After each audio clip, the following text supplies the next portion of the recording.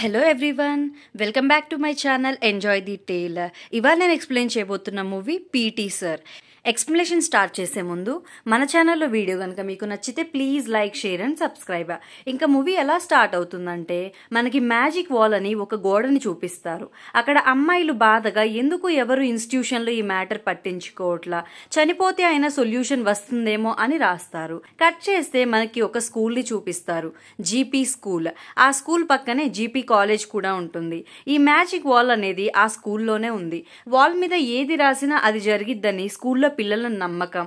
So వాళ్ళ మనసులో కోరికలని దాని మీద రాస్తూ ఉంటారు. కట్ చేస్తే మనకి హీరో కనకవేల్ని చూపిస్తారు. అతను జీపీ స్కూల్లో పీటీ సార్. అతను చాలా సరదాగా ఉంటాడు పిల్లలతో. నెక్స్ట్ సీన్ లో కనకవేల్ అమ్మ అతని జాతకం చూపించినప్పుడు కనకవేల్కి పెళ్ళయ్యే వరకు ఏ గొడవల్లో ఇన్వాల్వ్ అవ్వనివ్వద్దు, అలా కాకుండా వదిలేస్తే అతని ప్రాణానికే ప్రమాదం అని చెప్తారు జ్యోతిష్యులు. సో అప్పటి నుండి వాళ్ళ అమ్మ ఏ గొడవలలోకి వెళ్ళొద్దని చెప్తూ ఉంటుంది. కట్ చేస్తే కనకవేల్ని జీపీ స్కూల్కి ఇంకా కాలేజ్కి చైర్మన్ అయిన గురు పురుషోత్తం కలవాలని పిలుస్తాడు. అలా కలవాలని పక్కనే ఉన్న కాలేజ్కి వెళ్లిన కనకవేల్కి నందిని కనిపిస్తుంది. నందిని కనకవేల్ ఎదురింట్లోనే ఉంటుంది. హీరో నందినితో మాట్లాడి చైర్మన్ దగ్గరికి వెళ్తాడు. చైర్మన్ హీరోతో, మన స్కూల్ స్పోర్ట్స్ డే రోజు వచ్చిన మీడియా మ్యాజిక్ వాల్ని పిక్ తీసి న్యూస్లో వేశారు, దానితో మన స్కూల్ పేరు మారు మోగిపోతుంది. ఇదంతా నీ వల్లే. అసలు నీకు ఆ వాల్ స్టార్ట్ చేయాలని ఎందుకు అనిపించింది అంటాడు. ఆ వాల్ ని హీరోనే స్టార్ట్ చేస్తాడు. పిల్లలు వాళ్ళ లోపల చాలా చెప్పుకోలేని బాధలు, కోరికలు పెట్టుకుంటారు. అవి అన్ని వాళ్ళు రాయడానికి అలా స్టార్ట్ చేశా అంటాడు. చైర్మన్ హీరోని అభినందించి పంపుతాడు. కట్ చేస్తే నైట్ నందిని నాన్న వచ్చి హీరోతో, నందిని ఇంకా ఇంటికి రాలా అని చెప్తాడు.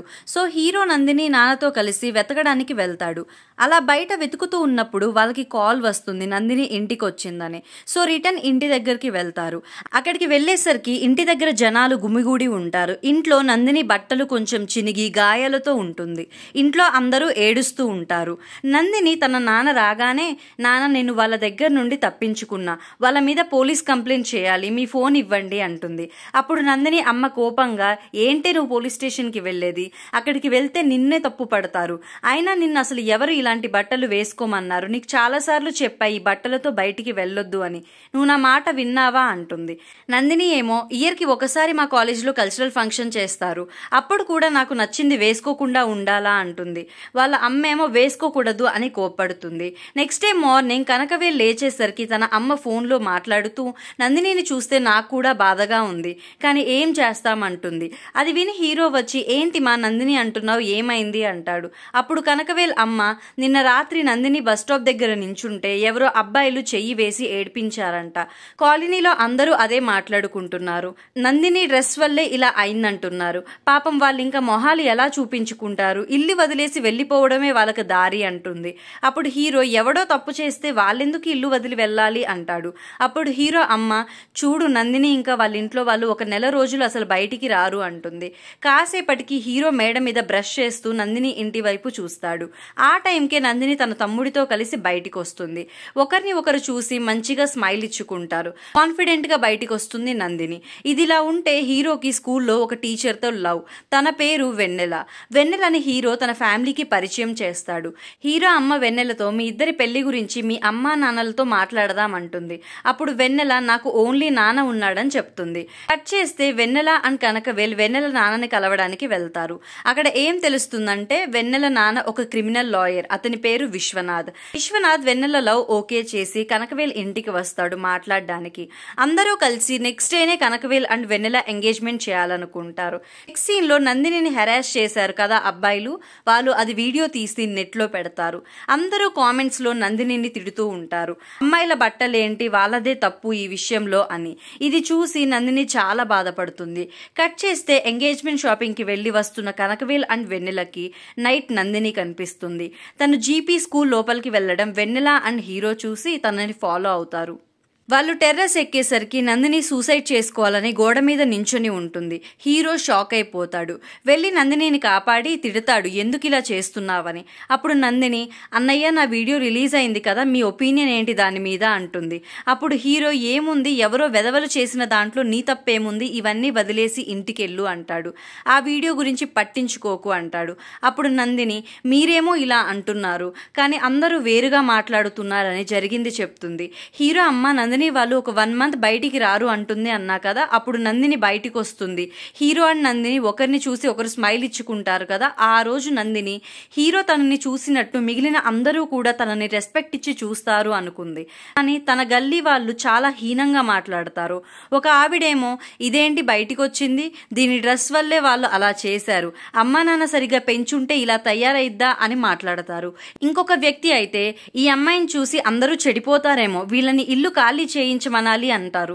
ఇదంతా వింటూ చివరికి నందిని తమ్ముడు కూడా వాళ్ళ అక్కే తప్పు అంటాడు. నందిని చాలా బాధపడుతుంది వాళ్ళందరి మాటలకి. ఇంకా ఆలోపే తన వీడియో నెట్లో వచ్చింది. వీడియో కింద కామెంట్స్ లో కూడా అందరూ నందినినే తిడుతున్నారు. కామెంట్స్ లో వాళ్ళకి నేనెవరో తెలియదు కానీ నేను పుట్టి పెరిగి ఆడుకున్న వీధిలో వాళ్ళు కూడా నా తప్పే అన్నారు అని చాలా ఏడుస్తుంది. ఇదంతా విని కనకవేల్ నందినితో ఇవన్నీ నువ్వు పట్టించుకోకు, ఇప్పటి నుండి నేనున్నాను, నీకేదైనా సమస్య వస్తే నాకు చెప్పు అని ఒక కడియం లాంటిది నందినికి తొడుగుతాడు. అలా నందిని అక్కడి నుండి వెళ్ళిపోతుంది. కట్ చేస్తే next day morning hero engagement. అన్ని ప్రిపరేషన్స్ అయిపోతాయి. వెన్నెల కనకవేల్ ఇద్దరూ రెడీ అయి ఎంగేజ్మెంట్ కోసం బయటికి వస్తారు. అక్కడ బయట నందిని నాన్న రత్నం ఎవరితోనో కంగారుగా మాట్లాడడం చూసి కనకవేల్ వెళ్ళి ఏమైంది అంటాడు. అప్పుడు రత్నం పోలీసులు ఫోన్ చేసి ఏవేవో మాట్లాడుతున్నారు, ఒకసారి నువ్వే మాట్లాడు బాబు అంటాడు. ఇంకా హీరోతో పోలీసులు నేను కానిస్టేబుల్ని మాట్లాడుతున్నా, ఇక్కడ బ్రిడ్జ్ దగ్గర ఒక అమ్మాయి శవం దొరికింది, ఆ అమ్మాయి ఐడి కార్డులో ఉన్న ఫోన్ నెంబర్ ద్వారా మేము కాల్ చేస్తున్నాం, త్వరగా రమ్మంటాడు. ఇంకా హీరో రత్నంతో ఊరికే వెళ్ళి చూసొద్దాం, మన అమ్మాయి కాదులే అని తీసుకెళ్తాడు. అక్కడికి వెళ్ళి చూస్తే అమ్మాయి చేతికి హీరో వేసిన కడియం ఉంది. ఇంకా డ్రెస్, అక్కడ దొరికిన వస్తువులతో నందిని అని కన్ఫర్మ్ అయిపోతుంది. రత్నం చాలా ఏడుస్తాడు కూతురు చనిపోవడంతో. హీరో కూడా బాధపడుతూ ఉంటాడు. కాసేపటికి అక్కడ పడవ నడుపుతున్న వ్యక్తి బాబు ఆ అమ్మాయి చేతిలో ఒక లెటర్ ఉంది, అందులో ఏం రాసుంది అని హీరోని అడుగుతాడు. అప్పుడు హీరో లెటరా, మీరు అది ఉందని మీకు ఎలా తెలుసు అంటాడు. అప్పుడు ఆ వ్యక్తి ఆ అమ్మాయిని బయటికి తీసినప్పుడు లెటర్ ఉంది, నేనే పోలీసు వాళ్ళకి ఇచ్చా అంటాడు. హీరో పోలీసులను ఆ లెటర్ గురించి అడుగుతున్నప్పుడు వాళ్ళకేం తెలియదంటారు. సడన్ గా ఒక కానిస్టేబుల్ ఆ లెటర్ జేబులో పెట్టుకోవడం చూసి హీరో ఫాలో అవుతాడు. ఆ కానిస్టేబుల్ లెటర్ తీసుకుని జీపీ కాలేజ్ చైర్మన్ గురు పురుషోత్తంకి ఇస్తాడు. అది చూసి హీరో షాక్ అయి చైర్మన్ ఆఫీస్కి వెళ్తాడు. అక్కడ కానిస్టేబుల్ చైర్మన్ని కలిసి ఒక కవర్ తీసుకెళ్తాడు. ఆ కవర్లో మనీ ఉంటాయి. కనకవేల్ లోపలికి వెళ్ళి చైర్మన్ని పోలీస్ ఆయన ఎందుకు వచ్చాడు సార్, నందిని డెడ్ బాడీ దగ్గర లెటర్ మీకెందుకు ఇచ్చాడు, ఏముంది ఆ లెటర్లో అంటాడు. చైర్మన్కి కోపం వచ్చి ఏంట్రా నా ముందు గొంతులేపి మాట్లాడుతున్నా, అవును లెటర్ ఇచ్చాడు, అందులో తన చావుకు నేనే కారణమని రాసింది అని ఆ లెటర్ని హీరో ముందే కాల్ చేస్తాడు. ఇది విని హీరోకి బాగా కోపం వచ్చి చైర్మన్ని పిచ్చిగా కొడతాడు. చైర్మన్ ఆ అవమానాన్ని అస్సలు తట్టుకోలేడు, రగిలిపోతూ ఉంటాడు. కట్ చేస్తే నందిని బాడీని తీసుకొస్తారు అంత్యక్రియల కోసం. అక్కడ నందిని వాళ్ళ వీధిలో ఉండే వ్యక్తి పరువుగా ఉన్న అమ్మాయి ఇలా అయిపోయింది పాపం అంటాడు. ఇతను ఎవరో కాదు, నందిని వీడియో రిలీజ్ అయినప్పుడు ఇల్లు ఖాళీ చేపించాలి అన్న అతను. ఈ డైలాగ్ విని చాలా కోపం వచ్చింది. అమ్మాయి బతికున్నప్పుడు తప్పు లేకపోయినా మాటలతో చిత్రవద చేస్తారు, చనిపోయాక ఇలాంటి నంగనాచి కబుర్లు చెప్తారు.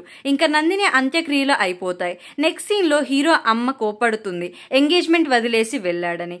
ఇప్పుడు వెన్నెల నాన్నకి ఏం చెప్పాలి అని బాగా బాధపడుతూ ఉంటుంది. ఇంకా హీరోకి జాతకం ప్రకారం ఏమైనా జరిగిద్దేమో అని భయపడుతుంది కూడా. అప్పుడు విశ్వనాథ్ ఎవరో అమ్మాయికి ఇంత చేశాడు, నా కూతుర్ని ఇంకెంత బాగా చూసుకుంటాడు అని హ్యాపీగా నీకు ఏ అవసరం ఉన్నా నేనున్నా అని హీరోకి మాటిస్తాడు. నెక్స్ట్ సీన్లో నందిని ఇంటికి చైర్మన్ ఇంకా తన మనుషులు వస్తారు.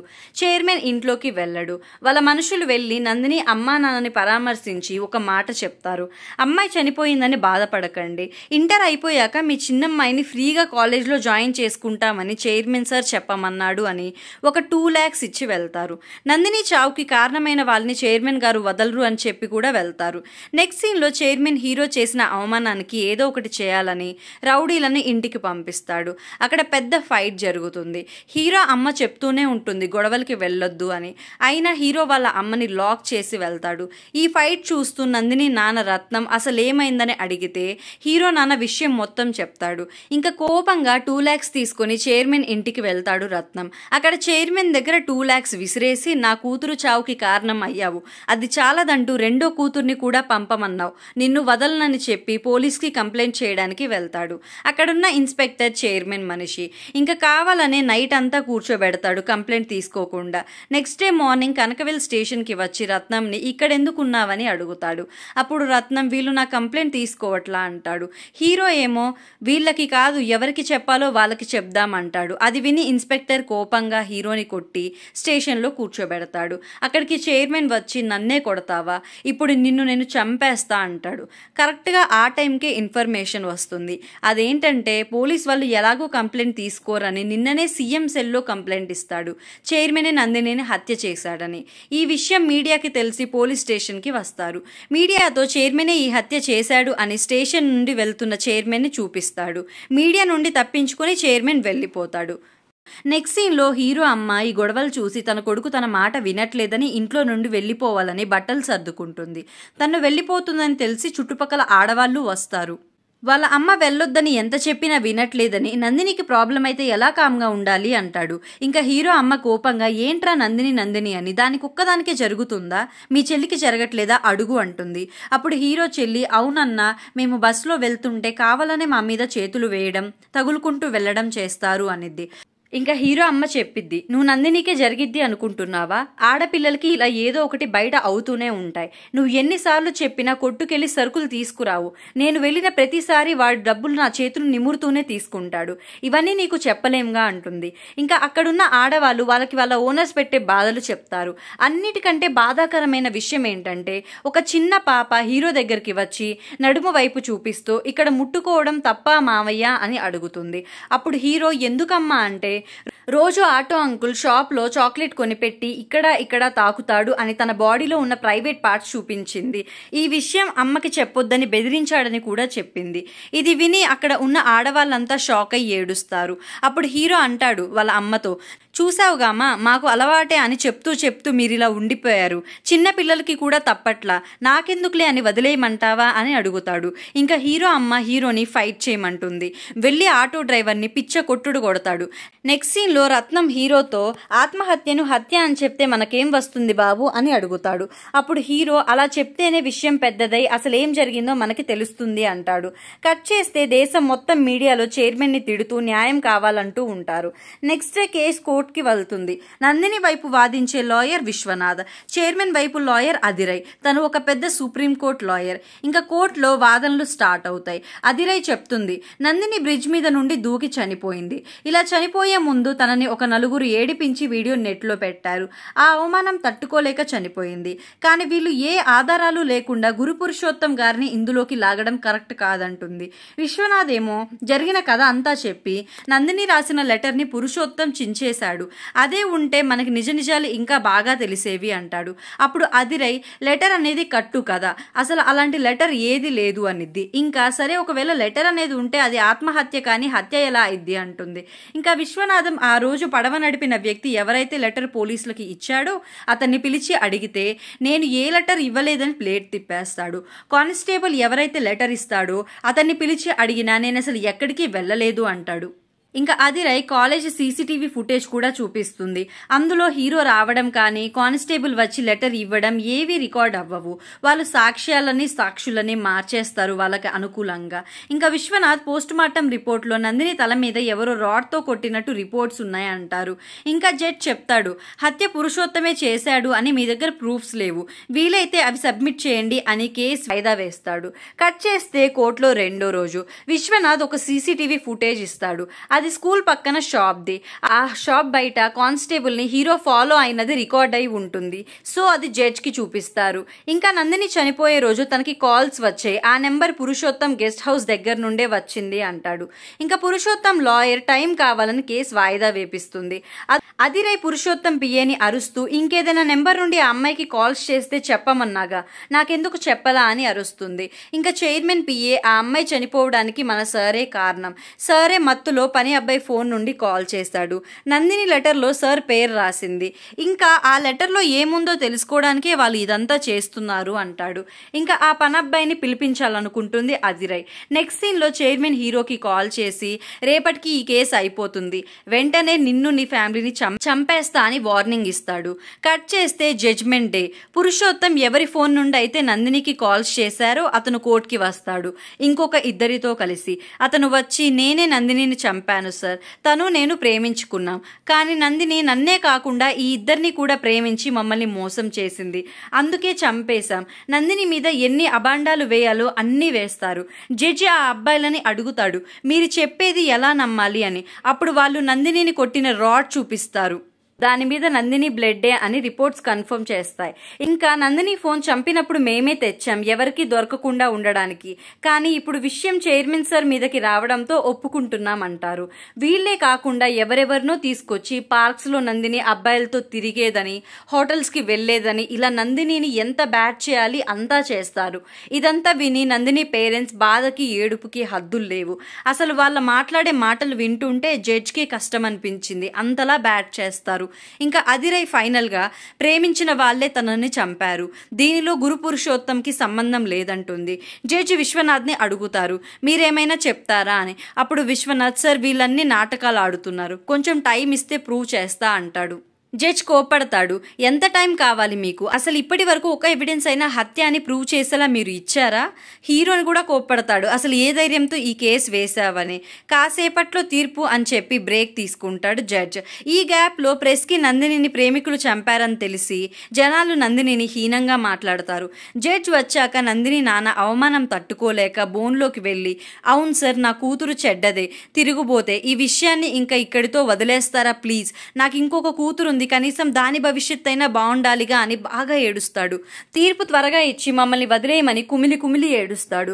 కరెక్ట్ గా తీర్పు ఇచ్చే టైంకి హీరో నేను కొంచెం మాట్లాడాలి అని బోన్లోకి వచ్చి నందిని అమ్మా నాన్నని ఒక క్వశ్చన్ అడుగుతాడు. నందిని తనని ఎవరు ఏడిపించారు అని మీకు వచ్చి చెప్తే మీరు తను ఆ డ్రెస్ వేసుకోవడం తప్పు అన్నారు, పరువు పేరు అని మాట్లాడారు, ఇప్పుడు కూతురే లేదు, పరువు పేరుతో ఏం చేసుకుంటారు, అదే మీరు ఆ రోజు తనకి తోడుగా నిలబడి ఉండుంటే ఇలా అయ్యేది కాదుగా అంటాడు. ఇంకా ముఖ్యమైన విషయం ఏం మాట్లాడతాడంటే నందినికి ఇంట్లో వాళ్ళు తోడు లేరు, చుట్టుపక్కల వాళ్ళు తోడు లేరు. సో అమ్మా నాన్న తర్వాత గురువైన గురు పురుషోత్తం దగ్గరికి వెళ్ళింది. అక్కడికి ఎందుకు వెళ్ళిందంటే నందిని వీడియో రిలీజ్ అవ్వడంతో తన వల్ల స్కూల్ పరువు పోతుందని స్కూల్ నుండి పంపించేయాలనుకుంటారు. సో దాని గురించి మాట్లాడడానికి నందిని చైర్మన్ దగ్గరికి వెళ్తుంది. చైర్మన్ తో వీడియో రిలీజ్ అవ్వడంలో నా తప్పు లేదు సార్, మా నాన్న చాలా కష్టపడి చదివిస్తున్నాడు, ప్లీజ్ నన్ను తీసేయొద్దు అని మాట్లాడుతూ ఉంటుంది. సడన్ గా చైర్మన్ నందిని మీద చెయ్యి వేస్తాడు. అతని ఆలోచన తప్పు అని నందినికి అర్థం అవుతుంది. అతను నందినిని తప్పుగా పట్టుకోవడంతో అక్కడి నుండి భయంతో లేస్తుంది. ఇంకా చైర్మన్ నందినిని నీ రిమూవల్ లెటర్ నేను క్యాన్సిల్ చేపిస్తా, కానీ 10కి నా గెస్ట్ హౌస్ కి రా అంటాడు. ఈ విషయం నందిని హీరోకి సూసైడ్ చేసుకోవాలనుకున్న రోజు చెప్తుంది. ఇప్పుడు ఈ విషయం ఎవరికైనా చెప్పినా నన్ను ఎవరు నమ్మరు కదా అన్నయ్య, అమ్మాయికి ఏదైనా జరిగితే అందరూ మాటలతో చంపేస్తారు, దాని బదులు చావడమే నయ్యమంటుంది. మనకి స్టార్టింగ్ లో అమ్మాయిలు రాస్తారు కదా ఎవరు ఎందుకు ఇన్స్టిట్యూట్ లో ఇది పట్టించుకోవట్లేదు అని, అది ఈ మ్యాటరే, చైర్మన్ చేసే ఈ వెధవ పనుల గురించే వాళ్ళు రాశారు. అప్పుడే చైర్మన్ నందినికి పనివాడి సెల్ నుండి కాల్ చేసి నీ డిస్మిసల్ పేపర్ ని గొడవపడి చించేశాను, నిన్ను ఎవరు బయటికి పంపలేరు, నువ్వు 10కి వచ్చేయని చెప్తాడు. అందుకే నందిని సూసైడ్ చేసుకోవాలని వెళ్ళింది. ఇంకా హీరో అక్కడి నుండి నందినికి ధైర్యం చెప్పి ఇంటికి వెళ్ళమంటాడు. ఇలా జరిగిన విషయం హీరో జడ్జ్ కి చెప్తాడు. ఇది విన్న అదిరై స్టోరీ బాగుంది, మూవీ తీయొచ్చు, ప్రూఫ్స్ ఉంటే ఇంకా బాగుండేది అని వెటకారం చేసిద్ది. జడ్జెస్ ఏమో మీరు చెప్పే దేనికి ఎవిడెన్స్ లేవు, ఎలా నమ్మాలి, చనిపోయిన అమ్మాయే రావాలేమో ఎవిడెన్స్ గా అని అంటాడు. ఇక్కడే అదిరిపోయే ట్విస్ట్, హీరో చనిపోయిన నందిని చెప్తే నమ్ముతారా సార్ అని మాస్క్ లో ఉన్న నందినిని చూపిస్తాడు. అక్కడ అందరూ షాక్, ఈ అమ్మాయి ఏంట్రా బతికే ఉంది అని. ఇప్పుడే మనకి ఫ్లాష్ బ్యాక్ చూపిస్తారు. నందిని తనని చైర్మన్ గెస్ట్ హౌస్ కి రమ్మన్నారని చెప్పి సూసైడ్ చేసుకుందాం అనుకున్నప్పుడు హీరో ఒక ప్లాన్ వేస్తాడు. నువ్వెందుకమ్మా చావడం, వాడినే ఏదో ఒకటి చెయ్యాలి చేయాలి అని విశ్వనాథ్ అండ్ ఒక పోస్ట్ మార్టం ఆఫీసర్తో కలిసి నందిని ఫేక్ బాడీని పెట్టి, అంటే ఎవరో అమ్మాయి బాడీలో పోస్ట్ మార్టం ద్వారా కొన్ని చేంజెస్ చేసి నందిని చనిపోయినట్టు క్రియేట్ చేసి విషయాన్ని పెద్దది చేస్తారు. అలా చేసి కేసు కోర్టుకి తీసుకొస్తారు. నందిని బతికుండడం చూసి ఫుల్ హ్యాపీ అనిపిస్తుంది మనకి. తను కోర్టులో నడుస్తుంటే ఒక్కొక్కరి మొహాలు చూడాలి, మామూలుగా ఉండదు సీన్. ఇంకా జడ్జ్ హీరోతో అమ్మాయిని దాచిపెట్టి ఇంత చేయాల్సిన పనేంటి, ఈ అమ్మాయిని ఎప్పుడో ప్రవేశపెడితే ఇప్పటికీ జడ్జిమెంట్ వచ్చేదిగా అంటాడు. అప్పుడు హీరో, హెరాస్మెంట్ కేసెస్ ఎవరు పట్టించుకుంటున్నారు సార్, చనిపోయిందంటేనే కదా ఇంత దూరం వచ్చింది. అమ్మాయి చనిపోవడంతో తన పరువు ఎలా తీసేశారంటే వాళ్ళకి ఇష్టం వచ్చినట్టు మాట్లాడి ఎవడెవడితోనో సంబంధాలు ఉందని చెప్పి చివరికి కన్న తండ్రి నోటి నుండే నా కూతురు మంచిది కాదని చెప్పించారు కదా. పురుషోత్తం లాంటి పెద్దవాళ్ళు తప్పు చేస్తే న్యాయం దొరకడం అంత ఈజీ కాదు, అందుకే ఇంత చేయాల్సి వచ్చింది అంటాడు. ఎవడో వెధవ హెరాస్ చేస్తే అమ్మాయితే తప్పు అనే సొసైటీలో ఉన్నాం సార్ మనం, ఇది మారాలి. ఫైనల్గా ఒకటి చెప్తున్నాను, మీకు హెరాస్మెంట్ జరిగితే అది మీ తప్పు అయితే కాదంటాడు. కట్ చేస్తే న్యూస్లో అందరికీ నందిని బతికుందని తెలుస్తుంది. జడ్జిమెంట్లో గురు పురుషోత్తంకి శిక్ష వేస్తారు. ఇంకా మంచి కోసం చేసిన హీరో కోర్ట్ టైం వేస్ట్ చేశాడని 6 months జైలుకి పంపుతారు. విశ్వనాథ్ లాయర్ కాబట్టి తన లైసెన్స్ కొన్ని రోజులు సస్పెండ్ చేస్తారు. ఫైనల్ గా ఏ వీధిలో అయితే నందిని అవమానాలు ఎదుర్కొని తల దించుకోవాల్సి వచ్చిందో అదే వీధిలో తల ఎత్తుకొని వెళ్తుంది. ఇలా మూవీ ఎండ్ అవుతుంది. ఇలాంటి ఒక మంచి మెసేజ్ ఉన్న మూవీ తీసిన డైరెక్టర్ కి థ్యాంక్ యూ సో మచ్. మీకు వీడియో నచ్చితే please like, share and subscribe. ఇలాగే మీకు ఏదైనా మూవీ ఎక్స్ప్లెనేషన్ కావాలంటే కామెంట్ సెక్షన్ లో మెన్షన్ చేయండి. Thanks for watching.